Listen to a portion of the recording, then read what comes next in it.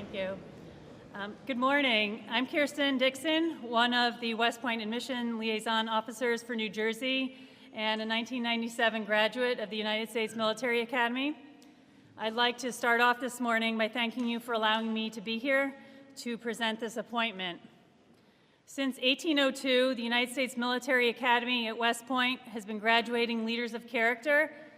To accomplish this task, the staff and faculty at West Point educates, trains, and inspires the Corps of Cadets so that each graduate shall have the attributes essential to professional growth as an officer in the regular Army, and to inspire each to a lifetime of service to this great nation.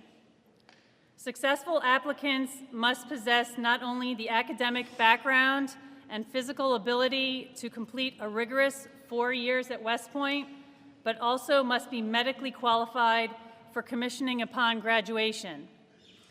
A member of this senior class has been selected to join the long gray line of us who have attended West Point. Sivin Damodar, please come forward and join me.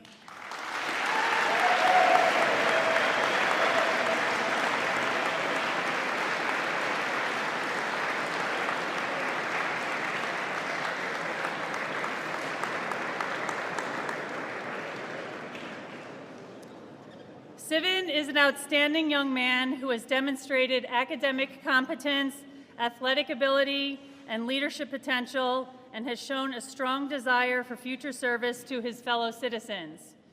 West Point's educational and training programs will give him the opportunity to fully develop these qualities.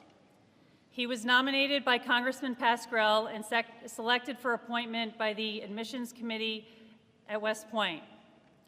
On behalf of the President of the United States, the Secretary of the Army, and the Superintendent of West Point, it gives me great pleasure to announce the appointment of Sivin Damodar as a cadet at the United States Military Academy.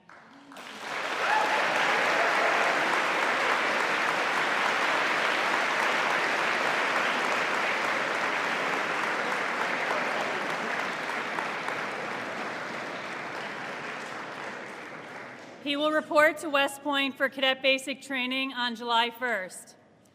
This appointment is equivalent to a 4-year scholarship for full tuition, room, board, and pay as a cadet, valued in excess of $250,000.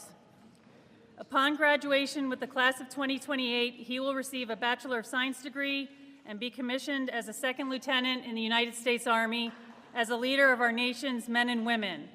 Please join me in congratulating Sivin on his appointment.